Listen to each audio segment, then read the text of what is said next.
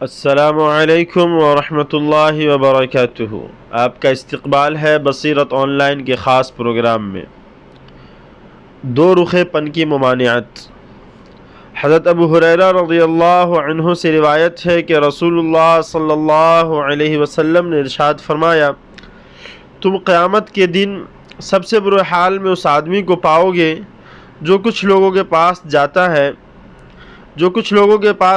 ہے تو اس کا رخ اور ہوتا ہے، اور دوسروں کے پاس جاتا ہے تو اور۔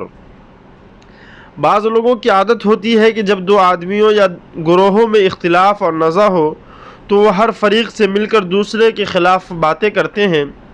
اسی طرح بعض لوگوں کا حال یہ ہوتا ہے کہ جب کسی سے ملتے ہیں تو اس کے ساتھ اپنے حسن تعلق کا اظہار کرتے ہیں اور پیچھے اس کی برائی اور بدخواہی کی باتیں کرتے ہیں۔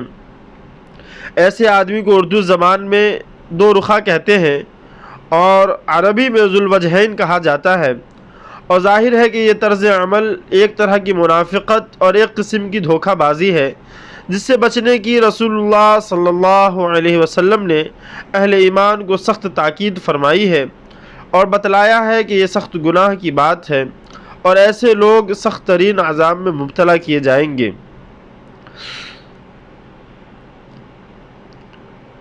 حضرت عمار بن یاسر رضی اللہ عنہما سے روایت ہے کہ رسول اللہ صلی اللہ علیہ وسلم نے ارشاد فرمایا، دنیا میں جو شخص دو رخا ہوگا اور منافقوں کی طرح مختلف لوگوں سے مختلف قسم کی باتیں کرے گا، قیامت کے دن اس کے منہ میں آگ کی دو زبانیں ہوں گی۔ اچھے اعمال اور اچھے اخلاق جن پر آخرت میں ثواب کے وعدے ہیں مختلف قسم کے ہیں اور ان کے درجے بھی مختلف ہیں۔ اسی طرح برے اعمال اور برے اخلاق جن پر عذاب کی وعیدیں ہیں وہ بھی مختلف قسم کے اور مختلف درجے کے ہیں۔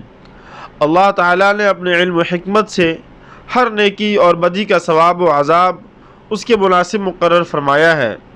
پس دو رخاپن جو ایک طرح کی منافقت ہے، اس کی سزا یہ مقرر فرمائی گئی کہ ایسے آدمی کے منہ میں وہاں آگ کی دو زبانیں ہوں گی۔ اللہم احفظنا۔ واضح رہے کہ جانوروں میں سے بعض سانپوں کی دو زبانیں ہوتی ہیں۔ یہاں یہ بات ہمارے لیے سوچنے سمجھنے کی ہے کہ بعض بدعمالیوں اور بد اخلاقیاں حقیقت میں نہایت خطرناک اور اللہ تعالیٰ کے نزدیک نہایت سنگین ہیں، لیکن ہم لوگ ان کو معمولی بات سمجھتے ہیں اور ان سے بچنے کی جتنی فکر کرنی چاہیے اتنی فکر نہیں کرتے۔ ایسی ہی برائیوں کے بارے میں قرآن مجید میں فرمایا گیا ہے، وَتَحْسَبُونَهُ هَيِّنًا وَهُوَ عِندَ اللَّهِ عَظِيمٌ۔ تم اس کو معمولی اور ہلکی بات سمجھتے ہو، حالانکہ اللہ کے نزدیک وہ بہت سنگین اور بہت بڑی بات ہے۔ یہ بری عادت بھی اسی قبیل سے ہے۔ اللہ سبحانہ و تعالی ہم سبوں کی حفاظت فرمائے۔